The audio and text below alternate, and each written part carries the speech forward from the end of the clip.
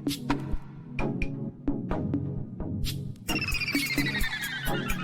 has arrived. Hey, Maurice and Odie gonna take over like Zach and Cody. Black and Nerdy is the best podcast. Gonna boom like Wile E. Coyote. Gonna meet magic, they move like they hairy. Ain't talking about mental health, no, it's not scary. You know that she coming up with the astrology. Mo got a comic and that's the best policy. Maurice the goat, talking about animation cause you know. Odie she moving wavy like the boat. Watching some movies and she taking notes. Yeah, kick back, listen. Black and Nerdy have risen. Upload on a mission. 5 stars, never dissing. Black and Nerdy, ooh. Black and Nerdy, yeah. Black and Nerdy. Hello and welcome to another episode of the Black and Sturdy Podcast, the only podcast where two sexy black nerds get together to shoot the shit. I am Mo, aka Kid Licorish. And I'm Odie. And together we are the aforementioned nerds here on episode 141 of the Black and Sturdy Podcast.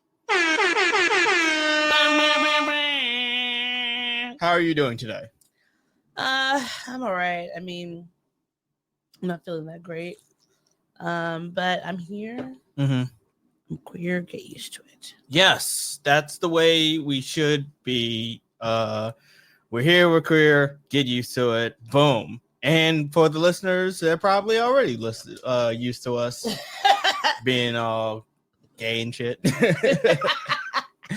But no, it's all good. I'm doing well too. Today kind of just flew by, and I got a decent nap in. So yeah, I'm feeling good, and I'm making baked potatoes for the first time. For ever? Yeah, I've never made baked potatoes before. Like the last few days has been me making things that I've never made before. I never made ribs. I never made rice. I never made. Good. I never made baked potatoes. Can they sit there after being cooked for a while, or do they need to be cut? I mean, you can cut them right then, but you don't have to. They're baked already. So as long as they're fully baked, did you poke holes in them? No, the recipe that I looked at didn't say to poke holes in them. But I told you to poke holes, right? I didn't hear you say that. I did, but okay. Okay. I mean, whenever you're trying out new things, if poking holes does not impact the potato, to me, poking holes just makes it cook faster because you're putting holes in it before it starts. That's why, like, when I tell you to put the holes in the meat, so that one seasoning goes into it, and like all the stuff that's on top will go into the meat. But then also it makes sure that it's like getting a good convection in the meat. Okay. So the same thing with any other kind of like a potato or whatever. It's not like, because unless you're chopping the potato up, like when you're doing that and you're roasting them, like it gets all the stuff in it. But otherwise, then you have to. Look, I'm learning for the first time on all of this stuff. Right? Yeah. So that's why this is not a criticism. It's just I wasn't saying it was a criticism. I'm just saying it's the first time I'm learning all this stuff. And it's good you're trying new things. You're doing them and it's working. With cooking, that's all it is. You just are trying stuff. Everyone had to cook something for the first time at least once. So I'm not used to. I can make food. I'm not used to cooking. You know what I mean? And by cooking, I mean like making food for other people. But I mean, even still, like when you're cooking stuff for yourself, you should still have like, even if I know that you're like, oh, I just eat for sustenance. Yes. But like also like food is still like a thing that we should take care for, even when we're cooking for ourselves, like not just to make something like, yeah, it's food, you're putting it in your mouth, it's giving you energy, but also this is something that's going to taste good and it's going to be like enjoyable. The food I make does taste good. No, I'm not saying it doesn't. I'm just saying that when we're making food, even when it's like something quick, like yesterday when I made myself a little sandwich while you were podcasting, it's like, oh, I'll just make a little quick grilled cheese. But it's like I did make a very simple grilled cheese. I was like, oh, I heard this thing about putting butter on the inside of the bread to make it like taste better. Let me try that, because that's going to make the food that I'm making. That is a literal simple sandwich. I probably ate it in less than a minute. But like, let me make sure that it tastes good. It's a grilled cheese, which is already enhancing just a regular sandwich. And so like, then it's just like a better thing. Like just thinking of it outside of doing the bare minimum for yourself, because when you do more than the bare minimum for yourself, you do more than the bare minimum for others when you're cooking, because like to me, I feel like when you're cooking for other people outside of yourself, it's like wanting to make sure that they are enjoying what you're making, that like even if you're trying something new or different, that like it tastes good, it's enjoyable, because it makes for like it's a better eating experience, you know. Because even like I think that I notice a very big difference in you when you've just like put something like randomly together versus when you've like actually put effort behind it. Like you have a very different what is the word? I don't know. Engagement with the meal.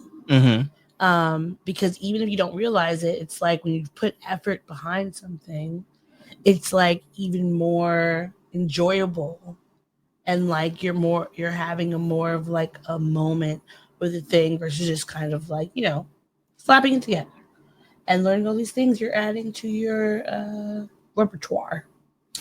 I prefer slapping shit together though. Everyone, of course, when you find yourself, slap shit together. And then when there's other people, it's like, even if I slap something together, it's still gonna be something. I think good. I think I am fine cooking with you in mind. Like, I don't know if I'll ever get to the point where I'm cooking for a plethora of people. Let's think of like, okay, I mean? Say for instance, if we're doing Thanksgiving, right? If we're going to Thanksgiving? No, if we're doing Thanksgiving, like if we're cooking it. If we're hosting it? That is what do it. Yes, if we're hosting Thanksgiving, right? You now know how to make several different items. You can make a roast. You can make a rib. You could make a chicken. You could these are different things that you know, and they also taste good. So it's like being able to make something for me is like, yes, but if you can make it for me and I'm going to enjoy it, that means you can make it for other people. Because it's not like you're necessarily even expanding, because when you make a roast, it's just two of us and we're not eating that whole roast at one time. But if other people were here, we would all be eating that one thing. And so you having even just those key staple things as something that you know how to make that are good, whatever, you now have at least 3 things that you know how to do that you could help make a meal for a group of people. And even if it's just something where you're adding to like a potluck type of situation, but you now know how to make both a main of a roast, a side of Brussels sprouts or broccoli or baked potato, and also having, what was the other one? What, ribs? Like you have a roast, you have a main, and baked potato. Like that's also another side dish of like, you now know how to make a variety of things so that you can give people a complete meal experience to enjoy. And that is something that is important, because at the end of the day, you can know how to make something for you by yourself, which is like whatever, when we're on our own and we're just cooking, that's just for me. So who cares whatever thing? I might just throw something together and make sure if I like it, I like it, right? And even if I don't really like it that much, I still we're gonna eat it. I mean, and then you know how to make something for another person where it's like not just thinking about yourself, you're thinking about this other person who's eating it. So I want to make sure that they're enjoying it. But even though you are able to do that for that one person, that means whatever the things that you're making can also go in a further reach. You know, so good on you. You're trying new things and adding things to your adulting resume. I don't know if I'm a fan of it necessarily, but it is a thing that I'm doing, and I mean, it's a thing that I could see how the benefits outweigh the not benefits, whatever the opposite of benefits are. Detriments? Yeah, I don't detriments. Know. I don't know. Because I mean, at the end of the day, unfortunately, this is a part of adulting. We have to be able to both take care of ourselves and other people. But that's the thing. Like adulting to me has always meant being able to take care of myself. Yeah, and on that, I thrive. I can thrive on being able to take care of myself. Like with adulting, yes, you have to be able to take care of yourself. Like that's step 1 of adulting, and then the rest of it is having to take care of other people. Your big potatoes are done. So it's not adulting is yes, taking care of oneself.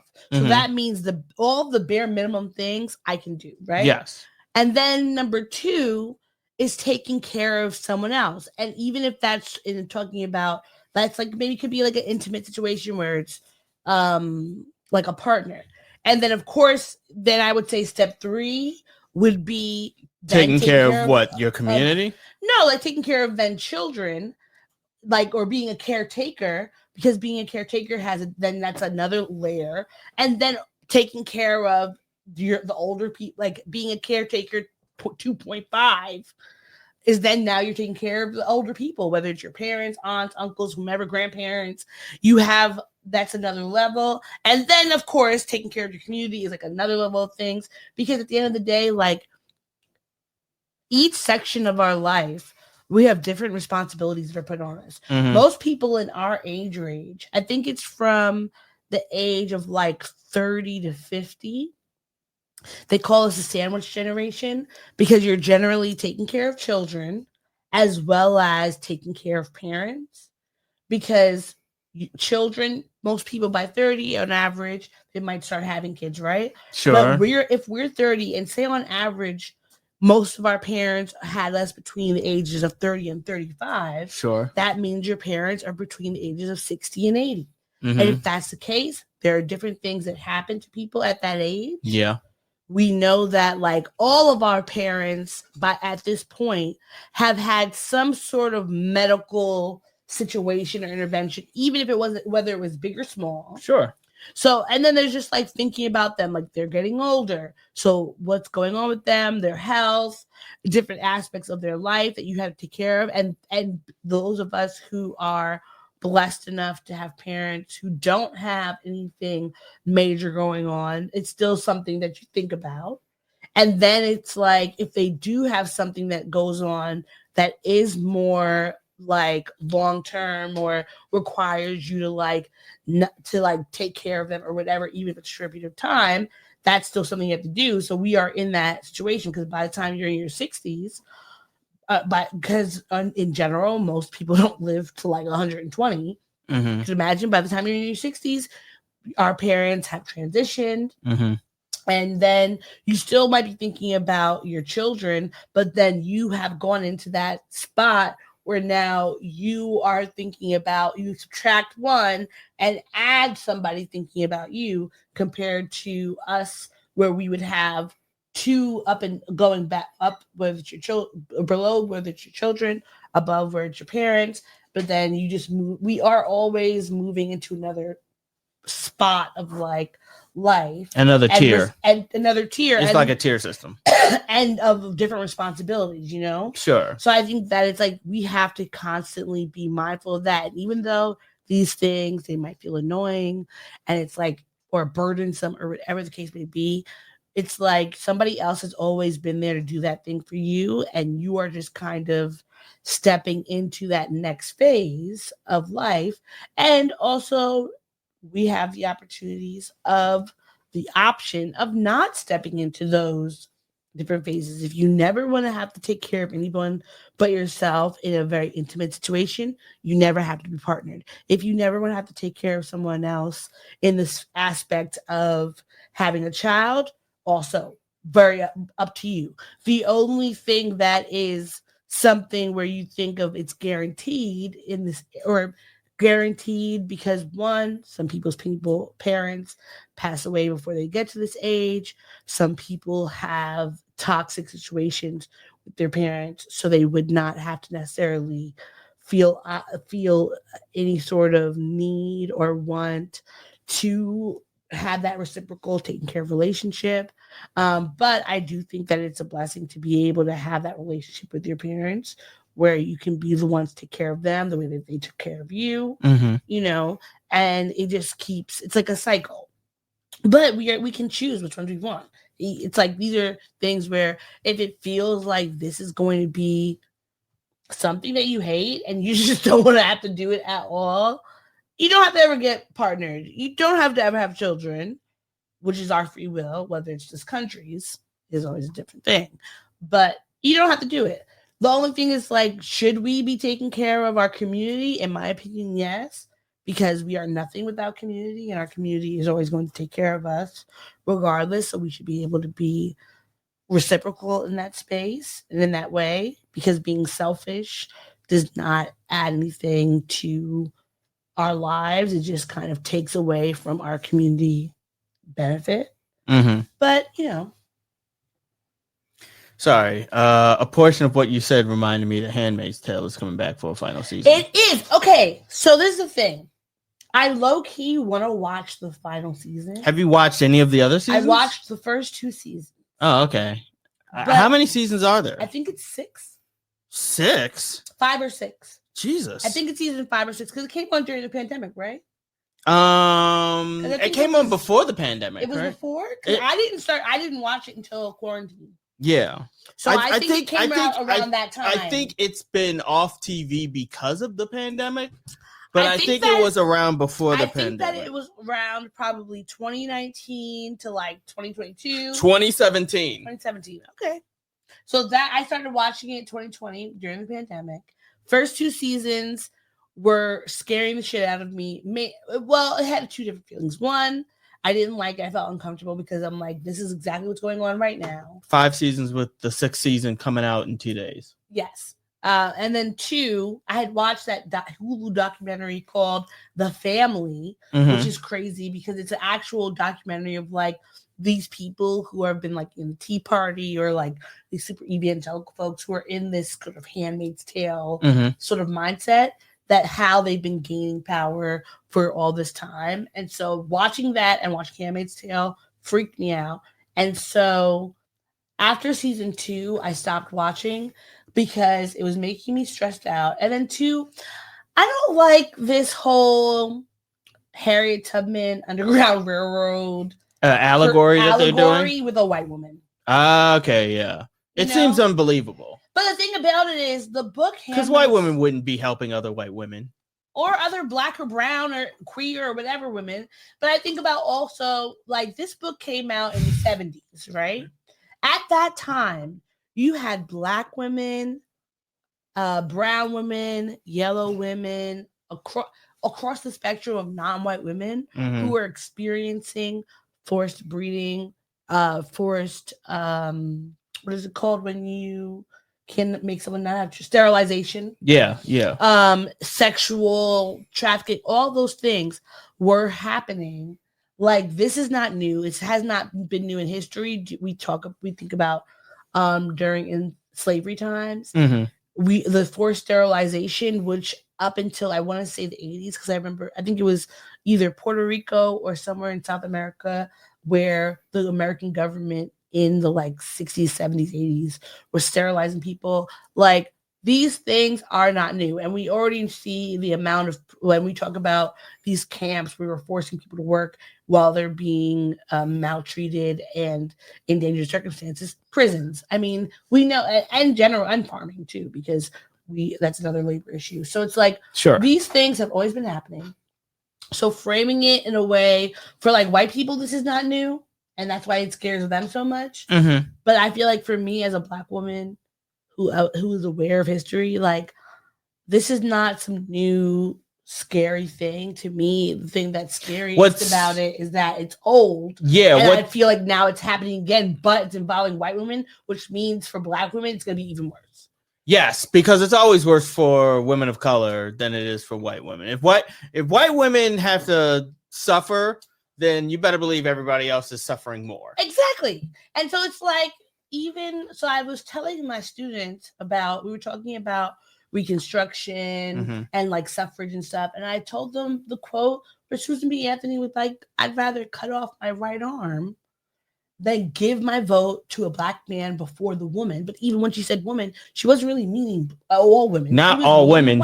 She meant white women. Yeah. And so it's like, even when you watch the episodes for Handmaid's Tale, majority of the women who are in who are married and are getting these handmaids are white women. Yeah. And then the majority of the women who are either maids in the home or these breeding folks are black and brown women. Of course, you have some white ones. And then the ones, of course, who are in the brothels and these mines that they have are women of color. So it's just like, that is, I think, the main thing that kept me away from it.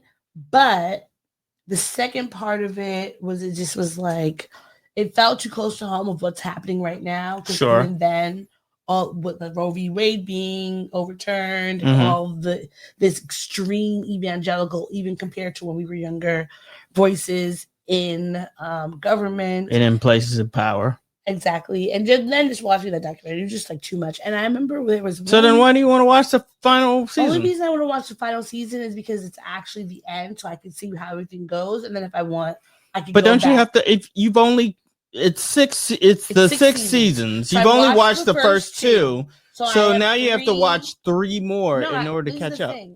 Or are you not watching those? You're just gonna go in blind. I will 100% watch the last season and let that determine if I watch the rest, because there's a reason why shows like Lost, to me, I wasn't really into them, because like that's too much suspense for me to have to wait and see if it's gonna finish, compared to this, where it's like I could watch the last season, and then if I like how that ends and I see where everyone ends up, right, then if I wanted to, I can either go back to season 1 or start off from the end of like season 2, where I decided I didn't want to anymore, and be able to watch it, because now I have a clear understanding of like, this is where it's going to end up.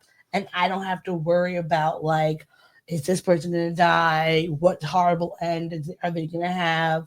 You know, and hopefully if it's a positive outcome, because we don't know, it's still in process. If it's a positive outcome, I can let myself go through all the motions with all this negative stuff. But I don't like having shows where it's either I feel like I'm never going to find out what happened, like Lost and The Walking Dead. Like these are shows where like it's even Walking Dead was grim. It was grim, and it was like, I would say in the first season, the first 2 seasons, I would say, and going forward from what I've heard, a lot of it was not like about the zombies as it was the people. Yeah, it was all like the majority of it. It started off with it being like a survival from the zombies, because but as it goes on, it becomes who's a bigger monster? Because the thing is, humanity's the bigger monster. Because that is honestly a thing. Because at the end of the day, like if that sort of thing were to happen, those first 2 years, people are trying to get out, because at that point, everybody else is either dead or they have found some sort of shelter or whatever to barricade themselves, and they're able to try kind of thrive. That's how just humanity works, regardless of what the situation is. We know that's going to happen. And so after that, it's like, what are we going to do with the power that comes with not having a clear and present like government? What's going to happen without having oversight where we can choose how we want to live? And that's where those fucking monsters pop up, the charismatic leaders. You always have these cults, terrifying cults, where it's like, especially if it's a man as a leader, where he now wants every woman to be his sex slave, depending on how old he deems fit. Where it's like nobody else has rights but him. Basically, you have all these monarchies, and then you might have the ones where there's no gender thing, but it's gonna be fucking Hammurabi's code, where if you make any kind of thing against what these people see as fit, you're getting murdered. Yeah, I don't see you surviving any of this shit. Quite frankly, like honestly, unless I found you would speak up like so quickly at like even the concept of like, even if you see a little bit of imbalance, it's gonna piss. I'm gonna be like, but wait, I thought we were. And here. Then you'll be either kicked out of the. I'm gonna be kicked out or murdered. Yeah. And it's like that. So those are neither ones for me. And then you have the fucking roving bands of men. You have the men who just want to grape and pillage because they feel like that's their birthright and they should be able to do that whenever they want to, and then they're probably going to add cannibalism or some other brutality to it. But it's like, recognizing how there are people in the world who at their basis are not focused on like the betterment of everyone. It's just like, I know that, but I just don't necessarily want to see that all the time, and how people can just, even if they're not the ones committing the atrocities, allow them to go on. Yeah. That's just never going to be who I am. And then knowing that there's so many people who are like that just frustrates me, especially when it's like, we the people have more power in ourselves than just like these kind of small groups who want these things, especially when, for the most of us, we're not even when you watch Handmaid's Tale, how many of those men were actually fucking? Like, even what's the one that was like in the second season? His name was Blake. I've only watched 1 or 2 episodes. In this, it was just too bleak for me. It's like very bleak. I can't watch it. Like, I don't get any enjoyment from like a bleak. It's just like when I watch. I struggled to watch The Leftovers. Yeah, all the way through because that entire all the way series through. was so bleak. I think I got to season 2 of that one as well.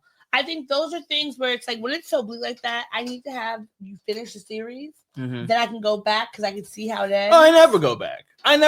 Not to those series. Not to the ones that are bleak and dark and shit like that. Unless it's very well. Well, that's written. the thing, because some of them are like well The Wire. The Wire has moments where it can be bleak, but not moments. That is the reason why every single time I tell you, like, real. I really enjoy the show, but it's too real, especially because now, you know how we always laugh and say we grew up hood adjacent, right? Sure. Like The Wire, even though that may not have been my life, I know people whose life that was. Yeah, it's the same here. Here. So that's the part that kind of just makes it too real for me, where it's like, I like if the writing is great, the cinematography, all of that.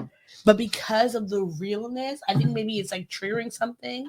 You know, maybe if I was from like this life where I didn't experience or see those things, I could be able to see it as just kind of art and sharing something, but it's too much. It's too close. It's too close to home. But that was even though that wasn't planned, but like, great segue, because we're about almost 30 minutes in. We gotta get to the meat of the podcast for today. It's bracket season. Well, it's not really. No, but to me, not even by the time we're recording this. It's not, but I don't feel like we have to do something in the time. It's like, if I see it and I like it, we can do it. Sure. So obviously, March Madness just ended. I don't remember seeing who won in either the male or the female category. Don't know if it was Gonzaga or not. We don't know. You can't. Whoever. But congratulations to everyone who played. Juju, I look forward to you having a bounce back. I know tearing an ACL is just special shout out to sad. Juju. I know, like, your ACL, your MCL, those are things that it is not only is it painful, but they try to say that it's like career ending. And I want to say, we are manifesting over you that this is not a career ender. You're going to be back and better next season.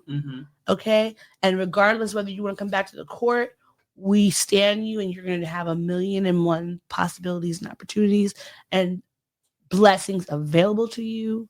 Okay. Because you're extremely talented, and never let those fucking naysayers let you down. But we wanted to talk about some of our favorite Black girl TV shows. Black girl led TV shows. Yes, Black girl led TV shows. And I want to thank the creators of Therapy, the creator of Therapy for Black Girls, because this is where I even I was on Twitter, and I saw this in my retweet, and I was like, this is a great one. Let's use it. It's something that's already here made. We don't even think about it. But also, like, let's bring some eyes and ears on Therapy for Black Girls, okay? Because Dr. Joy, she has done her big thing. That's where I found my therapist and things like that, and so many other people. So thank you very much. All right, so let me put it on the screen. Yeah, let's get it up there. So are we in? Oh, let me put the custom thing so we can be able to be bigger. All right, so this is going to happen.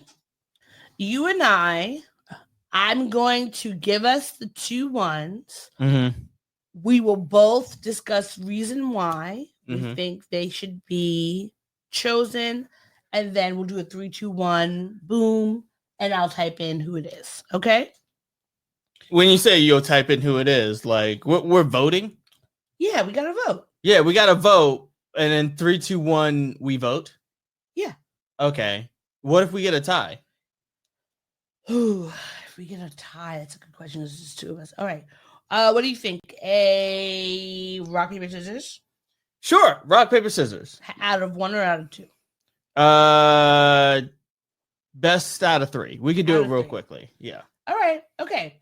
Hold on. Let me just put these little text boxes everywhere. Oh. And there are shows on here for those of y'all who are just listening to this and not watching on we'll tell Spotify. You what the shows are. We will tell you what the shows are, but for those of y'all who are just like listening to the audio version of this, we have all types of shows on here that are starring Black women and led by Black women. We got Insecure. I see Half and Half. I see P-Valley. I see The Game. Being Mary Jane, Queen Sugar, How to Get Away with Murder, Scandal, which that bracket is gonna be weird. Living Single, Girlfriends, Moesha, Sister, One-on-One, The Proud Family, True Jackson, VIP, and That's So Raven. All right, so all the small things. All right. Sorry. So I have should I enter it into full screen or is this fine? No, this is fine. All right, so we have the bracket up here. Mm-hmm. So let's start. Let's start on the left side. On the left side. All right. So That's So Raven versus True Jackson VP. All right. So we'll do 3, 2, 1. If we don't agree, then are we writing this down? You should write it down just so we make sure about it because I'm gonna write it on the board. Okay. So we'll do 3, 2, 1. We'll say it. If we match, we match. I'll just write it down, and then we can talk about why we liked it. If we don't match, that's when we'll give reason why one of us should win. Sure. And then we'll do rock, paper, scissors. Sure. And see who goes. Okay then. So That's So Raven versus True Jackson VP. 3, 2, 1. That's So Raven. Okay. That's So Raven. It's the future I can see. That's So Raven. It's so mysterious to me. That's So Raven. It's the future I can see. Okay. That's So Raven. It's so mysterious to me. Yeah. Yeah, that's me. Yeah. So That's So Raven is just an iconic show. And also, I want to say that True Jackson VP, good show, but it was after my time because it was like yes, in kind of our time. Did you say That's So question? Oops, I did. All right. So yes, the thing is that I think that because you might want to do acronyms if it's that big. Yeah, That's So Raven. TSR. Okay. Yeah, TSR wins.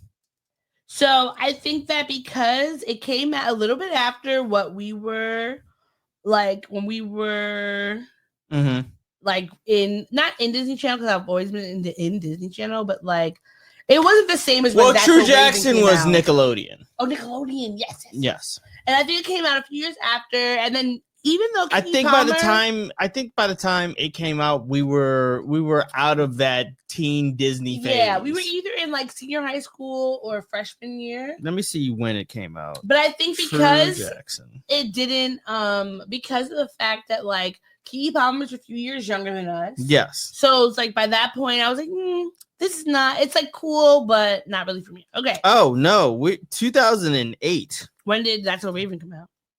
So That's So Raven came out like when we were starting high school. I think so. And 2008, we were already in college, so that means that even when I was watching Disney Channel, I wasn't like locked in the way that I was when I was in high school. 2003. That's already. Yeah. So it was a big difference. All right.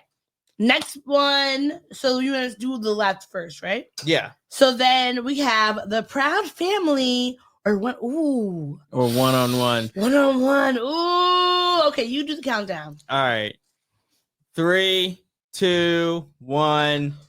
The Proud Family. I was gonna go with the one-on-one initially. I was gonna go one-on-one too. Because one-on-one for those of y'all who don't know, one-on-one takes place in Baltimore. It does. And it is a show starring Flex Washington and Kyla Pratt. Also, what's her name? Spirit. What Arnez. What was Arnez's name? Oh, and Arnez is from Cousin Skeeter. Yes, Oh, I was about to say, why isn't Cousin Skeeter on here? But I'm like, it's black, female led. Let me see what his name is in real life. I always thought he was so cute. Of course you did. He had those eyes.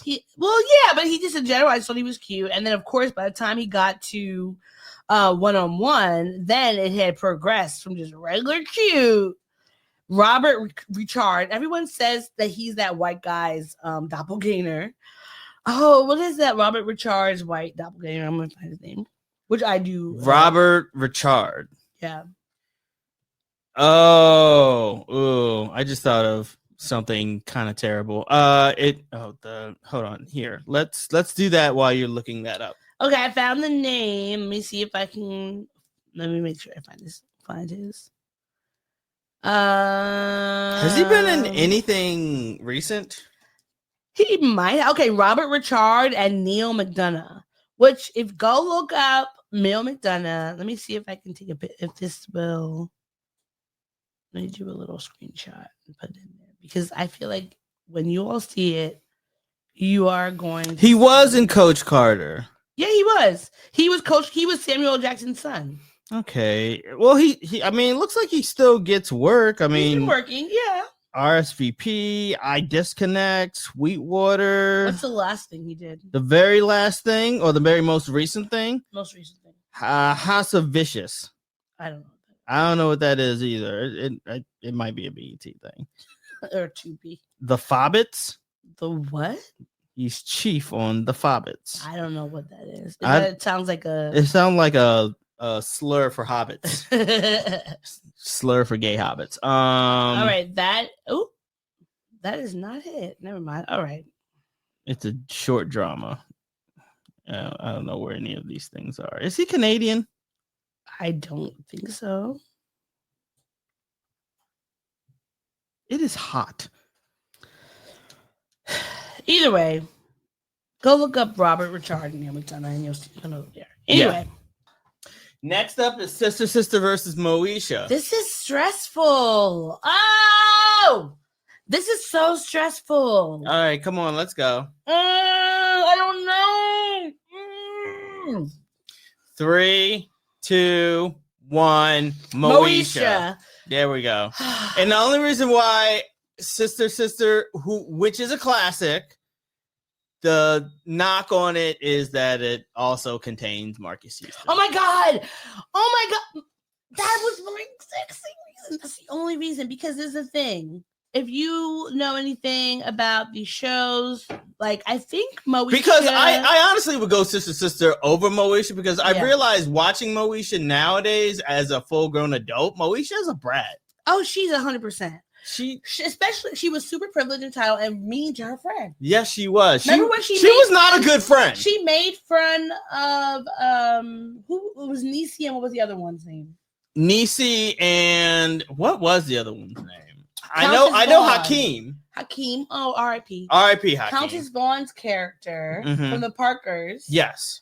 That's not Niecy. No.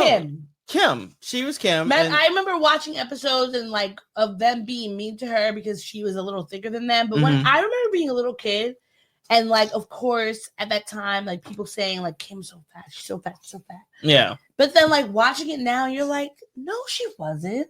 She was thick, but she wasn't fat. The body issues that came into my head just seeing her and her being one, she's super talented, better singer than Brandy. Super on the show. Okay. On the show in that world. Now I don't know about in Now, I'm not going to Brandy say, world. of course, Brandy is the vocal Bible. Yeah, she is. Like, but Moesha versus Kim, and then Niecy, like, I just feel like Kim did not get her fair share, but I was grateful she got her. She got her own show. Like, even if it was for being, the chubby fat one, she still made it work for her. So yes, she did. Dang, mama. All right, and then yeah, Marcus Houston really just ruined it for them because everybody else on that show, Jackie Harry, Jackie. Is it Tim Robbins? Well, no, not for Tim. No, not Tim Robbins. But he's married. Did you know he's married to the light-skinned Aunt Viv?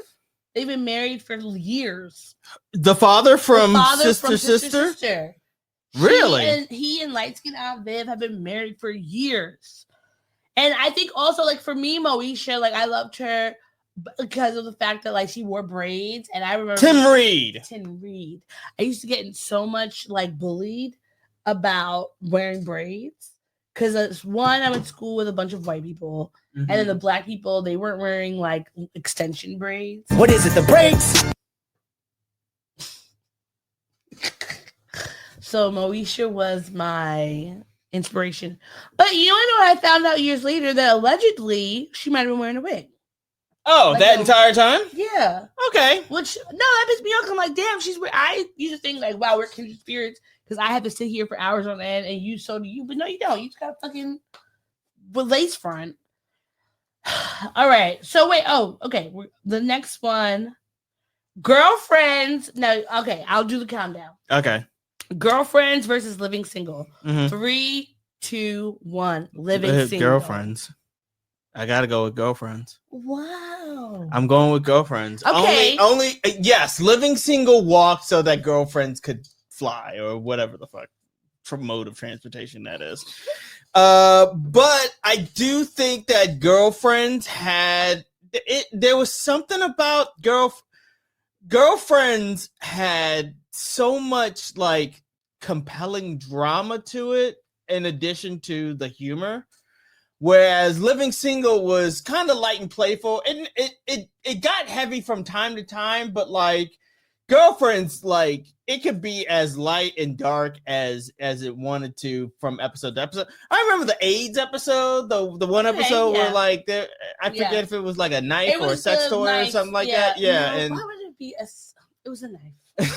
It was a knife because they was handling. I remember the episode where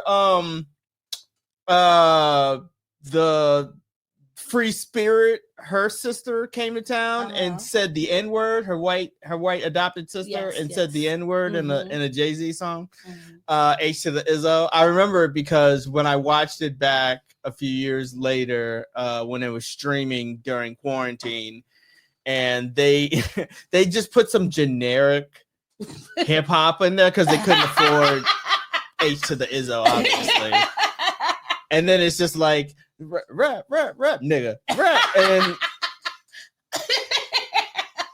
it's so weird. It's such a weird scene when you grow up knowing that it was H to the Izzo. Yeah. So I appreciate. Why do you go with Living Single? I appreciate and understand why you picked the Girlfriends, right? Because I also I would be there every night, locked in, right? Yeah. But watching both of them again as a grown woman, one, I think that what I connect to with Living Single now, even more so than when I was a kid, is that's how my friendships are. Like the way that Tony and Joan and all the friends were super mean to each other in different times and different aspects. I do not experience that in my friendships. That feels very mean girl and toxic, which was very much mindset of how girlfriends relationships are in the 90s and for those generations of all this judgment and backbiting and all that. You mean the 2000s? Yeah, 2000s. But I feel like for Living Single, they tackled, even though the two girls were mean to each other. They didn't like each other. Regine and Eric Alexander, who was Max. Max, yeah. So Max and Regine did not like each other. Max and Regine, to me, felt like, we are very different type of people. Mm-hmm. And so we don't really vibe so much. However, because she's part of my group of people, that's my ride or die, even if I may not really feel like I'm going to go for her necessarily for something. But you saw how there were times where she did, because she recognized this is her point of view on either side. Mm-hmm. But I felt like with the storylines in the Girlfriend show, even though I didn't recognize it at the time, to me were very toxic. Also, Joan was so fucking annoying. She would go on and also, and I will connect this even to say like Sex and the City, because I think Girlfriends walk so Sex and the City could run. That them being fucking annoying. Like which came out first? I thought they came out at the same time. Girlfriends came out first, and then Sex and the City, I believe. Really? I remember. I'm that's what I it. remember. I don't know. I think so. Because I remember there being a controversy about Sex and the City getting more like marketing and stuff. Sex and the City came out before Girlfriends. Oh, okay. All right. By 2 years, 1998 and 2000. Yeah. But I feel like on both of those shows, it was like okay for like the main character to be really annoying and obnoxious with her friends, which I'm like, no, it's not. Like somebody would have had already called her out. But like there are episodes where they call each other out, of course, like on all their behavior. No, and I like that. I like that realism, because like they're friends. They tolerate each other's like quirks and flaws and flavors, but they are not afraid to like actually call each other out. I remember that the scene where like Tony and Joan like stopped being friends because Joan was like mad selfish. It was always about her problems and not about Tony, and Tony was about to marry that Darnell. No. Tony guy was married. Tony, but no, this is the thing, because Tony was the Jewish man. Tony was always super self-centered. Yes, she was. And so she always expected Joan to be there for her through everything. And when Joan finally was like, let me do this, like let me have my own feelings and all this stuff, Tony was like, why aren't you being there for me? When it's like you can't always be the one who's the main attraction. It needs to be reciprocal. Right. All right. So let's do rock, paper, scissors for it. So you're not willing to change your vote? I'm not changing my vote. I still go with Girlfriends. Okay. All right. And mind you, I also say this knowing that Girlfriends never had a proper series finale. They did not. And that they lost Tony along the way. Yes, they did. And they tried to replace her with the woman who dated what's his name? What's his name? William, yeah. All right, so let's do this. Rock, paper, scissors, says shoot. Rock, paper, scissors, says shoot. What? Rock, paper, scissors, says shoot. Rock, paper, scissors, says shoot. Rock, paper, scissors, says shoot. We're going with Girlfriends. They're through thick and thin. My girlfriend. All right. So now let's do the right side. And just as a warning for everybody who's listening to this or watching this on Instagram, at the hour mark, Instagram is going to shut us down. So please go to the YouTube channel.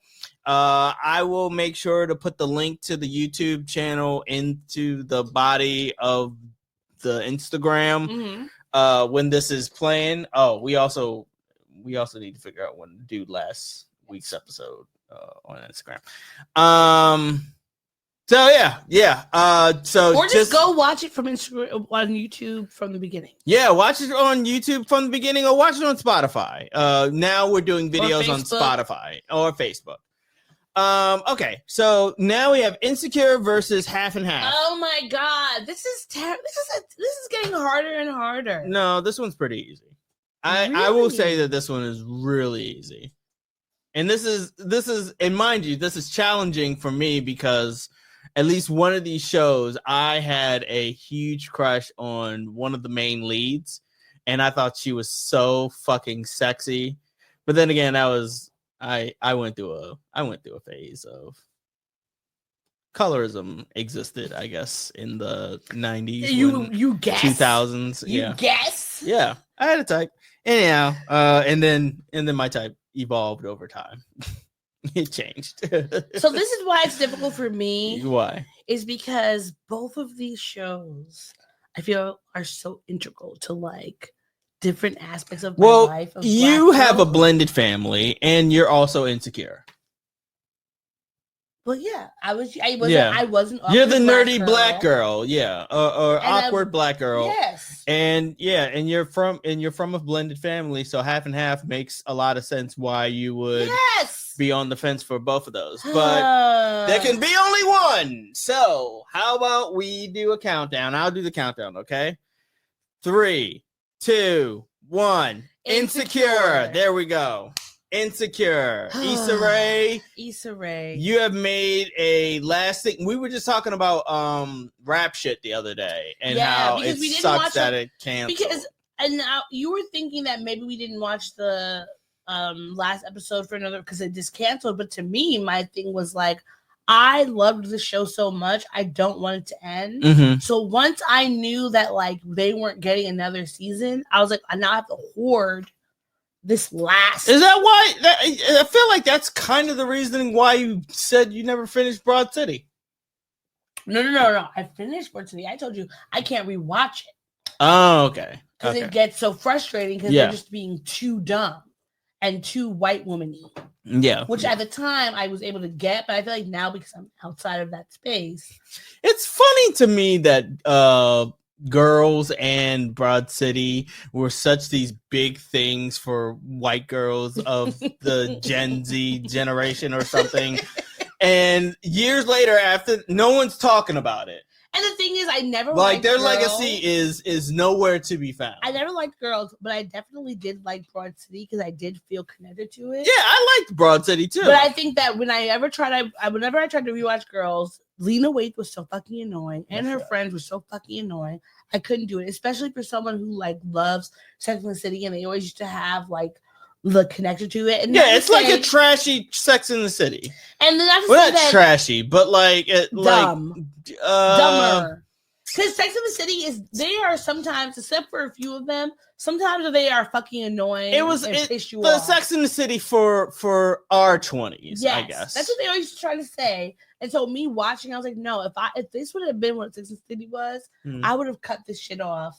And perhaps because I knew a lot of white girls then that resonated with girls I watched girls thinking like, oh, this reminds me of I was in the comedy community. Well, of course. And it was full of white women who were just like that. So you were the one Donald yes, Glover I was the episode? Donald Glover, yes. You were the one Donald Glover although episode. I wasn't conservative.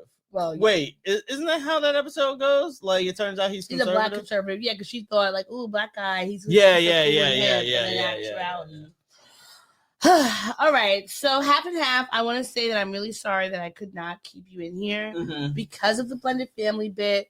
Because Essence Atkins. Which one is Essence Atkins? Is she? Oh, I think she might be the one that I was referring to. Half and half. This show, not 2.5 Men. I know they always want Essence Atkins and Rachel True. It was Rachel True that I was from Charmed. Rachel True. She could get it. That's the one that I had the crush on. Well, The Craft. Well, that's why she was always my like. Oh, she was Mary Jane and Half Baked. Yes. I always saw Rachel True, like me and her were like kindred spirits of like, you're from the original family and you feel like your father has this new family and it's for their lives are better than yours and you have to struggle more. Like it was this whole tween thing that I had. No, look at this. I didn't realize that they had a knockoff sequel. Yo, but why is he still in it? And she's in both of them? Yeah, she's in both. She needed to make a check, so I understand. But Rachel True always felt like, because she was the original awkward black girl. Yeah. And she and I always felt like kindred spirits. Like she is who I am. Just, Yeah. All right. But we love you, half and half. This was very difficult to make. This was a very difficult decision. All right. So the next one is P-Valley versus the Game. game. Now, I will go ahead and say this. I have not watched enough of P-Valley because it's on Stars, right? But I feel like even though I have also not watched P-Valley, I feel like what I'm thinking I've watched enough of I've it. watched I a just few of haven't it. watched. But I'm not caught up. I'm going to. My vote is going for what I know about each shows, what I've watched. Yeah, it's on Stars. It's on and Stars. how much I have enjoyed each shows and what shows I want to go back and watch again. Mm-hmm. So that is what I'm going to say off rip. I have not. Neither of these shows have I watched to completion. Mm-hmm. And some of these shows I've watched. Some of them I've watched more than others. Yeah. But I'm gonna go off what I know, what I've enjoyed, and all that other stuff. Okay, then. With that being said, let's count it down. Okay. What are you doing? I'm making sure that you can get the thing. All right. 3, 2, 1. P-Valley. Wow, really? Really? Yeah. Only thing is because this is what happened. I watched I watched the game from when it started. Yes. From all the shenanigans. It got canceled, then it got picked up by BT, and when it got picked up by BT, it changed. It lost people. It lost the good way of the writing and all that. Yeah. And then I just remember in college, and we went to Howard. Everybody was into the game because what's his name, and to the point where I almost got my ass beat up by Charlotta because I was like, I'm pretty sure the game is not as good as you say it is, and she was like, excuse me, say that one more fucking time, I'm beat the shit out of you, and I was like, all right. Well, what's his name? I met one of them. Hosea Sanchez, who played the... Oh, Jay Ellis was in the show? Yeah, he was in there a little bit towards the end, I believe. Okay. But to me, like, Brandy was in it. Like, it was a spinoff of Girlfriends. Yes, that was. And I've watched that episode, in between the times to see. The reason why I picked P-Valley is one, the black queerness that is shown. Sure. The writing that it has and the episodes I've seen. And even though it only has one season, everyone's been waiting for the second season to come out. So do you think would you say that this is probably a little bit of recency bias? Because it's the most recent show out of the two. No, not because of that. Because I was pissed off once it left. The WB and went to Game. I was pissed off. It went to BET or to BET. I never went and finished. I never was able to finish watching because I was just like, this is terrible. Like I just didn't like it. Yeah, I would jump the in BET and out. years really dropped in quality, and it was like I would know I would keep up with what was happening by like the blogs or whatever. But I never. Whenever I would try to watch the show, I was like, always felt like, ugh, like I'm not interested. So that is why I feel like the P-Valley, even though it has one season as of right now, the way that it has great writing, cinematography, acting, to me, it overlaps the game because if you were just doing season by season, if I only had one season of the game or one or two seasons of the game and then have P-Valley, but once it gets to BET, I'm sorry, I can't. Okay, I can't do it. So all right, that's do fair. You want to keep your vote? I think that the game had a large impact, and I could honestly see a world where without the game, we don't get a lot of black dramas that exists, like especially from like coming out of BET. Like BET, that the game was one of the first shows that BET saved after it got canceled from WB, and I feel like it otherwise BET was just reruns of Baby Boy. And that horror movie with Snoop Dogg. Bones, yeah. It was a Bone, not Bone Collector. It was Bones. No, it was Bones. Bones Collector was with Denzel. Yeah. All right. So let's go. Rock, paper, scissors, says shoot. Rock, paper, scissors, says shoot. So we're going with the game. Oh boy. Now this next one. Ooh. Being Mary Jane versus Queen Sugar. I have not seen a lot of Being Mary Jane, but I've heard a lot of really good things. I have watched season 1 in full and season 2 halfway for Being Mary Jane, and I have watched all of season 1. I think I've watched season 1 for Queen Sugar. All of Queen Sugar. I was enthralled by Queen Sugar. All right, so I think that to me, I have enough information for both shows, and I have reasons why I may have cut watching the seasons off earlier than the finish. But I've watched enough to see which one, if I'm voting on who would I like to see have a longer time frame, or would I pick to rewatch currently? Okay, so with that being said, 3, 2, 1, Queen Sugar. All right, so we don't even have to figure that out.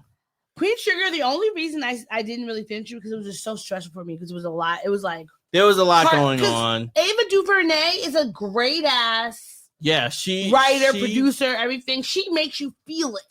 What's crazy to me is Greenleaf is not on here. Ooh. It has Queen Sugar, but it doesn't have Greenleaf. And Greenleaf is Black woman led.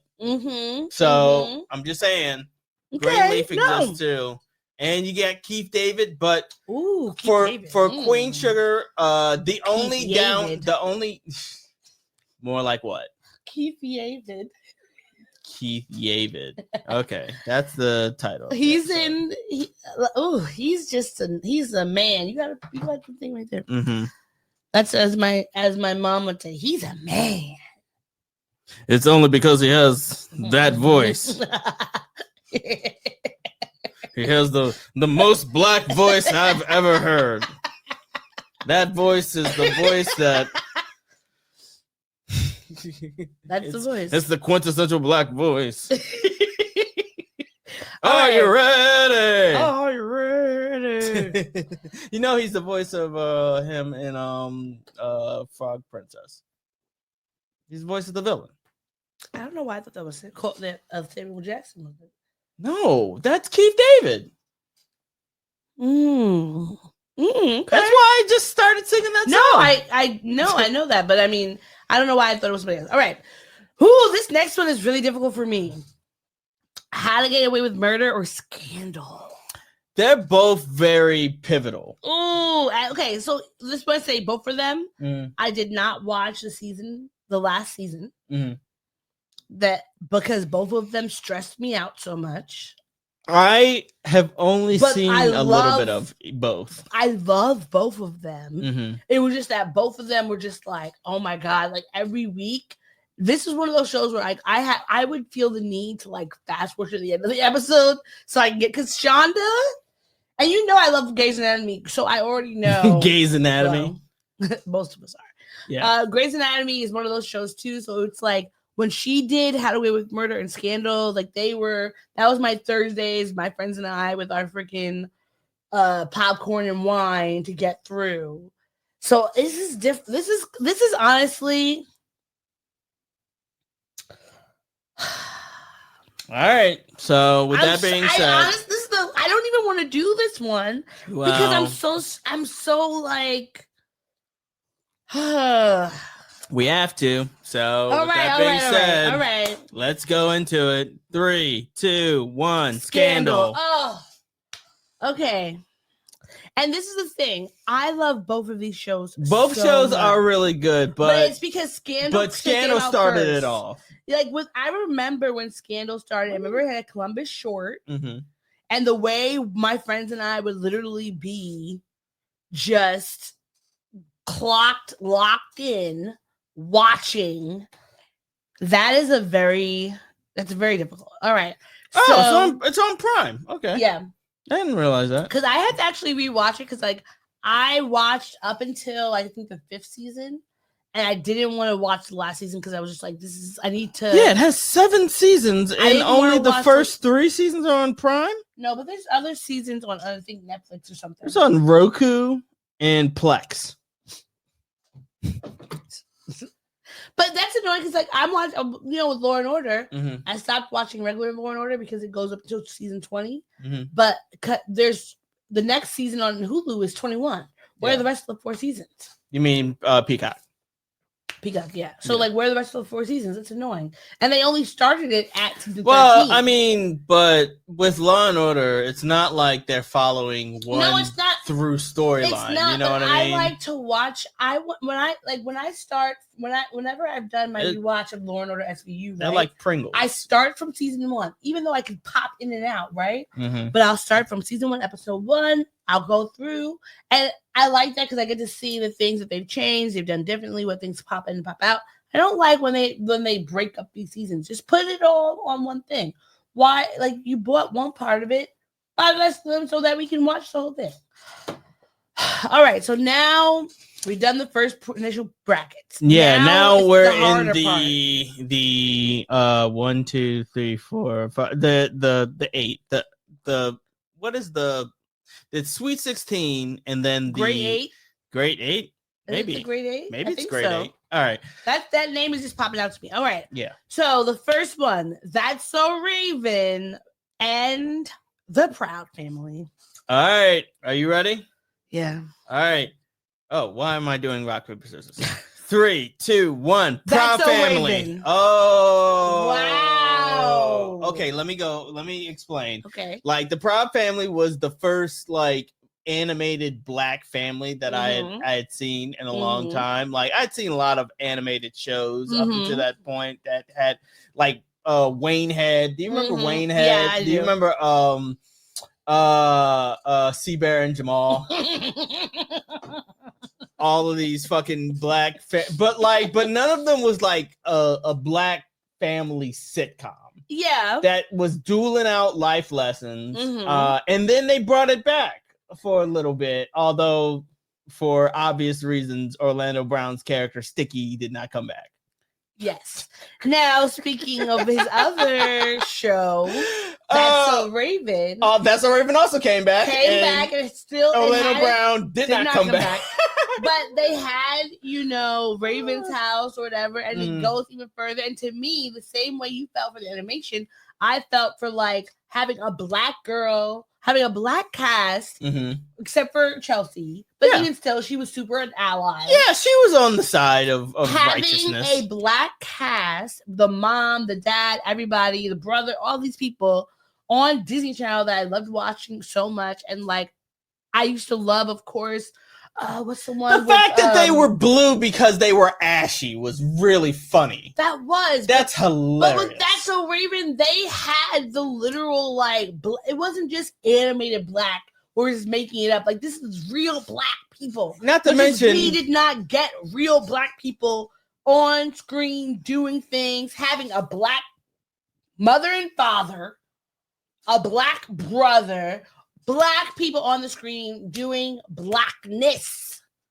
Yeah, they were doing blackness too. Do you remember that Kwanzaa episode? They were doing blackness, but they weren't real black people. These are real in real life. I could go get an autograph from that black people. You can get an autograph from the voice actors. None of them were like white people playing black voices. Are we sure? No. Do we know? It's Kyla Pratt? Yes, Kyla Pratt as David. No.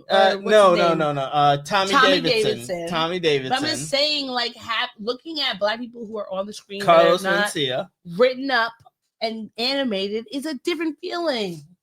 You cannot tell me it's the same thing for you to see a drawing someone created and a real person who is like, you could walk up to them and be like, hey, how are you doing? What's your process or something, whatever. Like, what is it like being a black person in screen? Those animations don't have feelings about what it's like to be an animation. But the voices behind them do.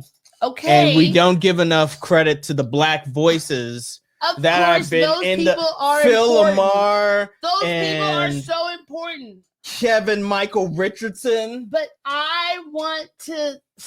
me as a child, seeing a real life black person it to me was bigger than someone that I would assume was black, but I wouldn't have known was black unless I went to look them up. That was a black ass.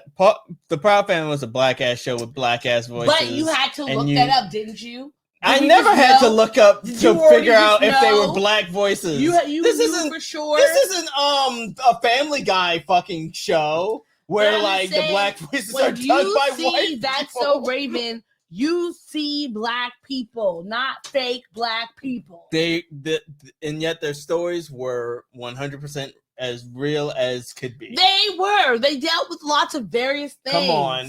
Come on. All right. Rock, paper, scissors, says shoot. Bam. Rock, paper, scissors, says shoot.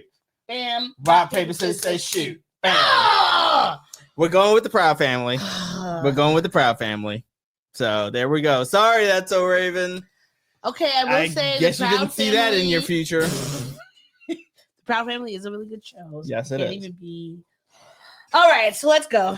Now it's Moesha versus Girlfriends, the two popular shows that were on the 90s and 2000s. 90s UPN eras. Mm-hmm. I think Moesha ended before it went to WB or it did because CW. It never got a season finale. Yeah. Both two shows that never got series finales. That's what they do to black people. Yes. All right. 3, 2, 1. Girlfriends. Okay, there we go. So we don't even have to argue that. Sorry, Moesha, you're just a brat. It was more mature and the storylines were more interesting. Moesha brought us Brandy as an actor, and I appreciate that. And Parker. And we get, if you don't get the Parkers without Shirley Ralph. Oh, that's right. She was the mom. She was the Ray J was her brother. Yeah. Well, I mean, Ray J's not as problematic as you would think. Q from Lennox. R.I.P. Right? No, you're he's talking about Keem. I'm talking about the rapper from oh man. Who is Q? Q was the boyfriend. Yes, he's the rapper. He was like the thuggish boyfriend, right? Yes. So it's Q from Moesha, and he's from that Onyx.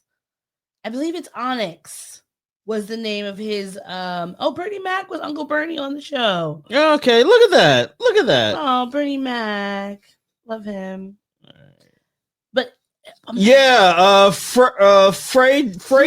Star. Fredo Star, yes. Who I thought he was so cute. Yeah, he was in hip hop group Onyx. Yes. So they did. Moesha brought us so many people that we can't. There's nothing wrong with her. Just like when I think about it, I appreciate the Girlfriends storyline and things. Yeah, Girlfriend storylines, they had a lot going on. Yeah. Like, I think at one point, well, first off, I'm still annoyed that they replaced Flex with the other guy for Dwayne Darnell, Johnson. yeah, Dwayne Johnson as Darnell, right? Me too. Yeah, but I think that's because he went to one-on-one. Yeah, I think that's probably what it was. Yeah. All right, so let's go to the next one: Insecure versus The Game. All right, count it off. 3, 2, 1. Insecure. All right. I didn't even feel like we had to really do that. But I didn't want to say anything to change your vote if it might have been something else. No, that's fine. Okay, so here we go. For the next one, it's Queen Sugar versus Scandal. Okay. All right, now this one is a little bit more difficult because I've seen all of Queen Sugar and haven't seen all of Scandal, but I recognize the importance that Scandal did with creating black dramas led by black women. So I understand that part and how important that one. This is going to be because they're both one. We have Ava DuVernay against Shonda Rhimes. Yeah, which are two extremely amazing, talented, like top tier freaking people when we're talking about Hollywood in general, black Hollywood, black woman Hollywood, like black excellence, opulence, decadence. It's a lot. All right, so are you ready? I guess. All right, 3, 2, 1. Scandal. I had to go with Scandal. I the wanted to go with first- Queen Sugar. You know I wanted to go with Queen Sugar, but the problem is that like without Scandal, there would be no. there Queen wouldn't Sugar. be a Queen Sugar. So yeah. And also, I would say I've watched more Scandal than I have of Queen Sugar, even though I think they're both amazing shows. And one day I will like finish the Queen Sugar, but I just had to give it props. All right, Now how does this go? It goes the Proud Family versus Girlfriends and Insecure versus Scandal. Now, I think with this round, now that we're in the final four, I think we should really consider the fact that this bracket is our favorite Black girl-led TV shows. We should really consider the main characters and their staying power and impact in Black female-led TV show history. Okay. So really it's Kyla Pratt versus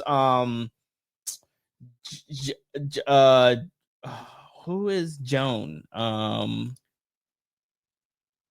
Tracee Ellis Ross. Yeah, sorry. Okay. Yeah, and Issa Rae versus Kerry Washington. Yeah. All right. Okay. So the first one is the Proud Family versus Girlfriends. Yes. And really it's Kyla Pratt versus Tracee Ellis Ross. And as far as like the legacy that they have led and left with these projects and the work that they've done and the influence that they've had, I will say not mine. I will count it down so that we know what it is. 3, 2, 1. Girlfriends. It's hard because both of them are amazing actresses. Yeah, they have done a lot for TV, movies, etc. But I just have to go with Tracee Ellis Ross. I love her. I love Kyla Pratt too. I love both of them.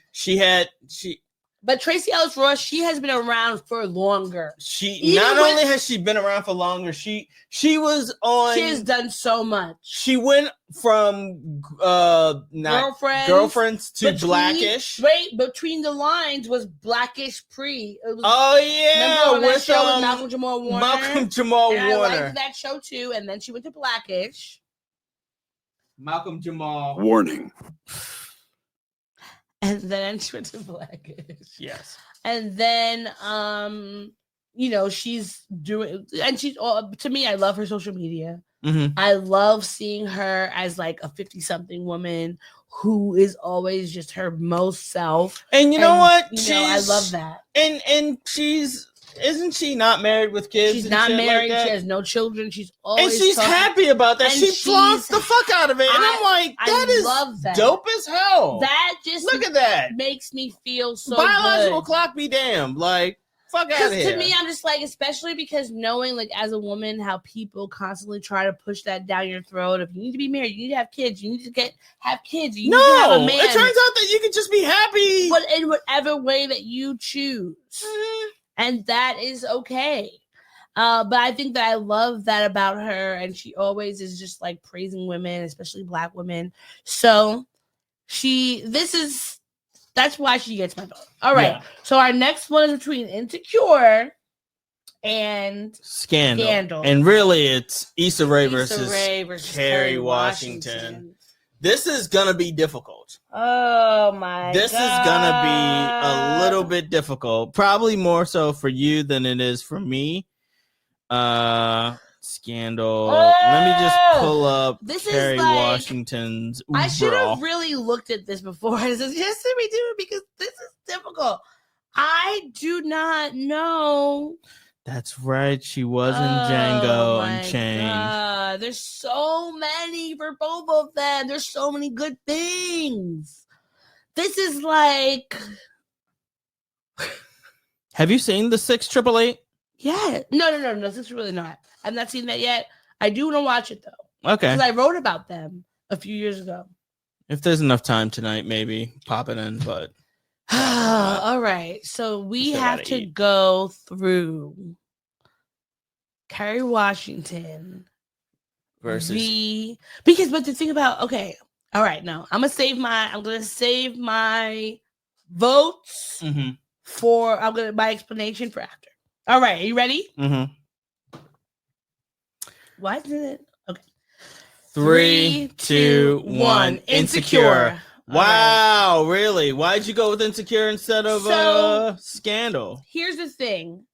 Both of them have amazing Black women producers, writers, directors, right? I think Issa Rae has done a lot more post Insecure as far as like creating stuff for other Black women, like the Black Lady sketch show, rap shit.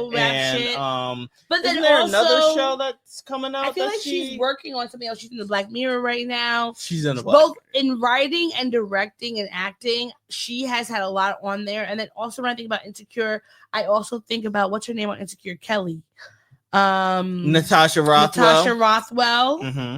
I think about without Insecure, you don't get that White Lotus. Yeah, White Lotus, that she's on now, or that show that just got canceled on Hulu. Her show that got canceled from Hulu.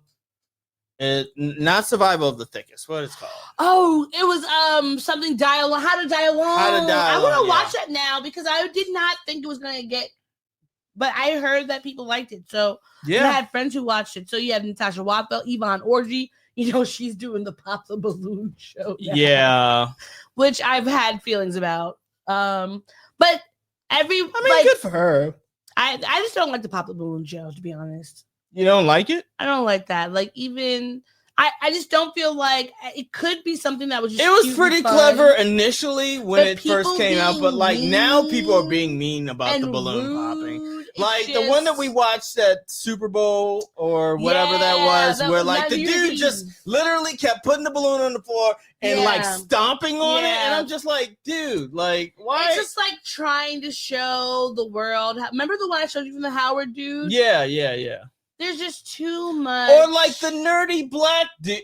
Anytime there's a nerdy Black dude who's like very successful, but like he's a nerd or something like that. Or if it's a nerdy Black, anytime a nerdy Black girl or guy. All the girls pop their balloons and they just like. You don't look like a quote unquote Instagram baddie. Yeah. It's just like, I don't know. I don't like people being mean or rude because I've seen some that the people who are like talking to like the people who have the balloons that leave over and they're like, oh, is this your person, your type? And they're like, this one guy was like, no, she has a lot of wrinkles. And only the reason I liked that clip was because another girl who was in the balloon popping thing, who had captured a balloon, she popped it because she was just like, you know, I don't like people who are mean. And that was mean and unnecessary to say. Like, you might not be interested in her physically or whatever. You can just say, you know, I'm just not physically attracted. That's it. That's fine. Yeah. You don't have to be physically attracted to somebody. But to go and point out something like, oh, you have too many wrinkles is just, to me, I'm like, we don't need to. We already have. But you know that these people exist, right? Like, no, the thing is, these people exist. But the reason why you just don't want them in your cipher. You don't want mean people, which is weird because look at me. I'm mean.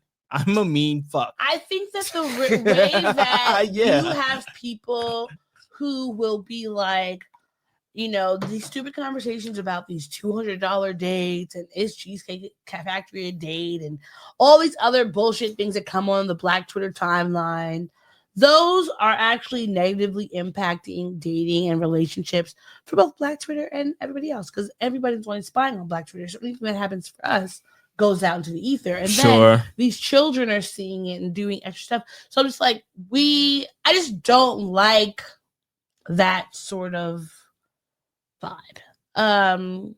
But anyway, back to our list. We got our final two. The last two, which is Girlfriends and Insecure.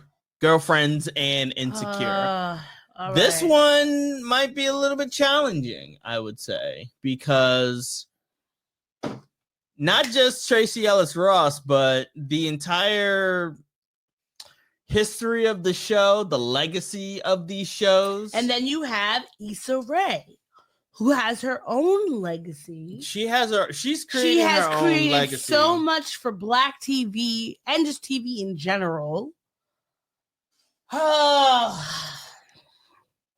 I'm looking up Issa Rae real quick. I think that both Oh, yeah, it was 5 seasons. I knew it was 5 seasons. both of these shows have done so much for Black people, so much for Black women, Mm-hmm. that without them, I think that Yeah, she's a producer on a lot of stuff. without Girlfriends, we don't get a show like Insecure. But without Insecure, we don't have a lot of various TV shows that are out right now. Rap shit, Black Lady Sketch Show, And even non-Black Sweet Life, shows. Los Angeles. Oh yeah, she had those reality. She's literally, but we also get we have Awkward Black Girl and how that propelled that sort of like. If I could say, if without Awkward Black Girl, we couldn't have a show like Always Sunny in that same way. If it's like mockumentary, cute, funny, weird, kind of out of the box thinking. Mhm. I just feel like there's so many more things layered on. All right, okay. Are you ready? But Girlfriends, an argument could be made that Girlfriends was our Black Sex in the City, and without Girlfriends, a lot of these shows might not exist. That's Girlfriends true. was a trailblazer for its time. That's true. Kelsey Now, Grammer was like the fucking. but the question producer of is, that the shit. question we have to ask ourselves: Mm-hmm. does it matter who did it first, or does it matter Who did it best? That's the question. Because yes, without the one, we wouldn't have the other. Mm-hmm. But it's like, do we just only honor Now I will ask you this: proximity, or who did it first, or like who actually has created I will more ask lanes? you this. I will posit this question to you. Have you gone back and watched Girlfriends? Yeah. Have you gone back and watched Insecure? Yes. Okay. When? Just recently. Like, not since. I mean, since both of them have ended. Have you Yeah, gone back yeah, and watched both. both of them? Yeah. Okay. All right.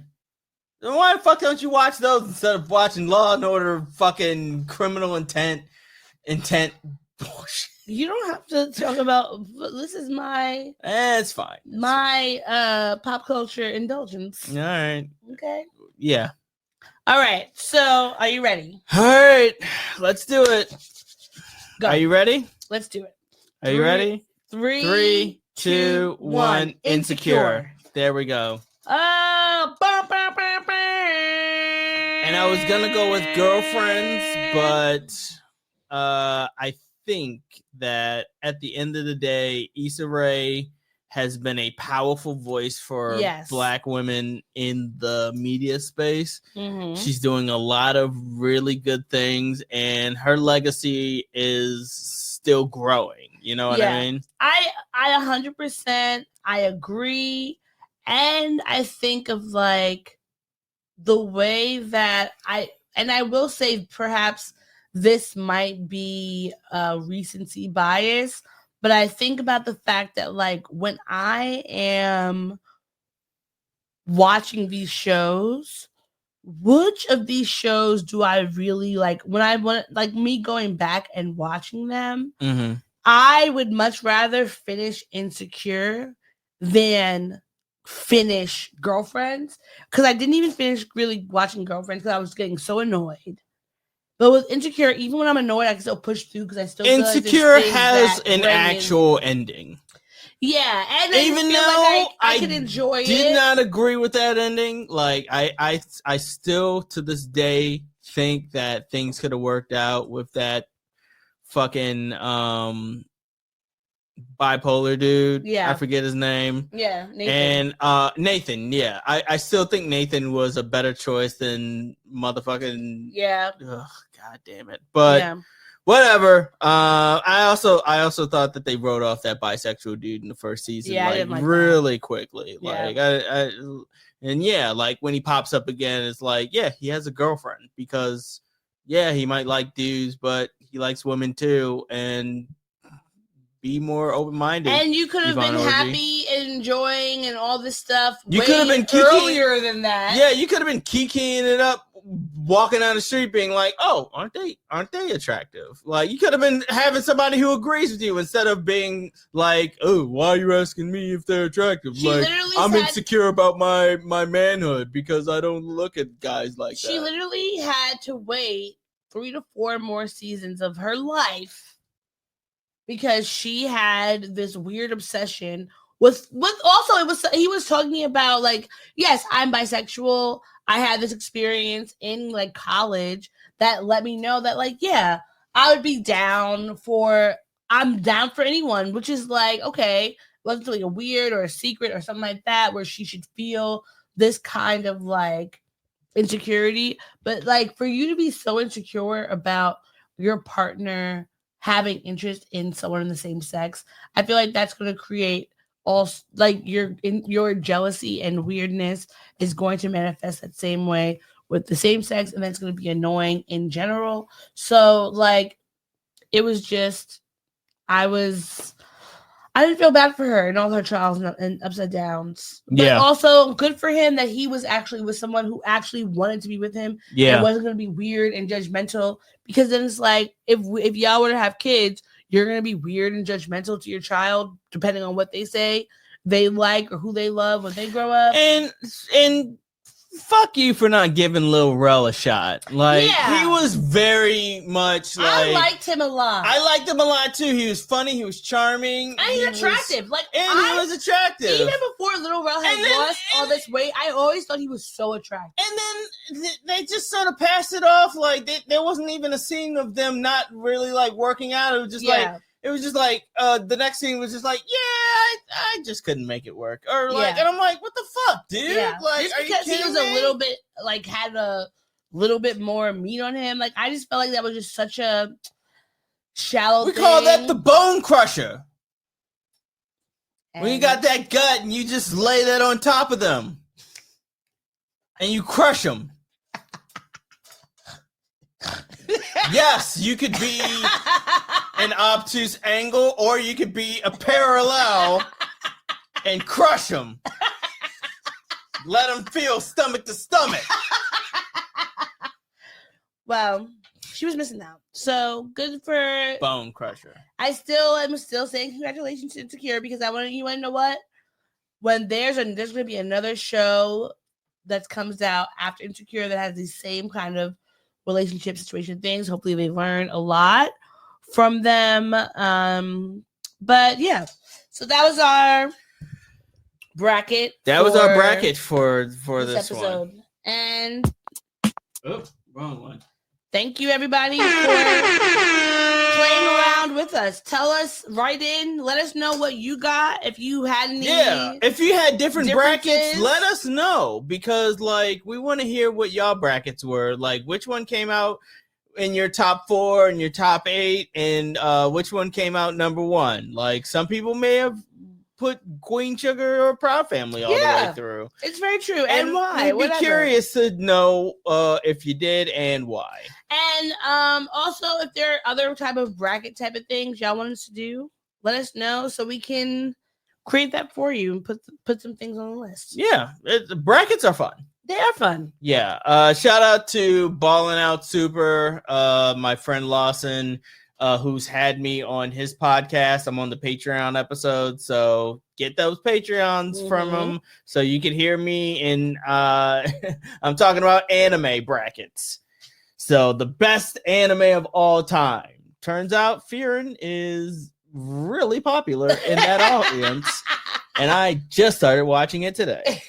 Also, Wrestling Kickback with Matt and Mari. Yes, Wrestling Kickback. We did the bracket for best Black wrestlers. Yes, we're gonna have to have them on here. Yeah, we do pretty soon. And Lawson too. Yeah, I think there's something we could do for everybody. Where we do one mega episode where we're all talking and hanging out together. I don't know. Maybe that'll be for 150.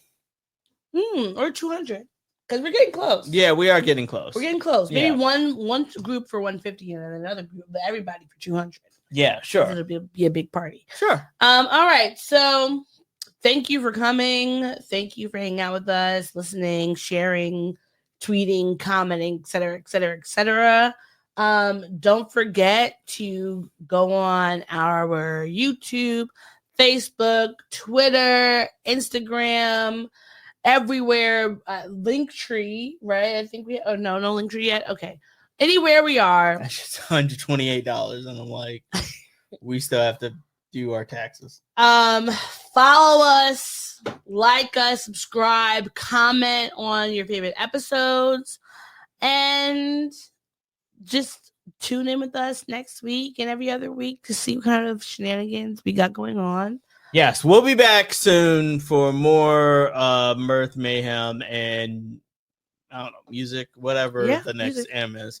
Until then, take it easy, keep it sleazy. Bye. Bye. Thanks for listening to the show. If you'd like to contact the podcast, you can reach us via email at blackandsnerdypodcast@gmail.com. You can also find us on Instagram and TikTok at Black and Snurdy Podcast, as well as on Twitter at Black and Snurdy. You can find me, Maurice, on all social media under the handle Licorish is Legit. That's LICORISH is legit. And you can find me on Instagram. It's That's OD, THATSOD.E. And on Twitter, THATSOD_E. And don't forget to like, rate, and subscribe to us. Tune in next time to the Black and Sturdy Podcast, where nerds of a feather flock together. Remember? Bye. Boy. Not yet. No, this is keeping it. We're keeping this in. Don't forget to take your meds and your subs and drink water. Bye. Bye. I actually want to keep that.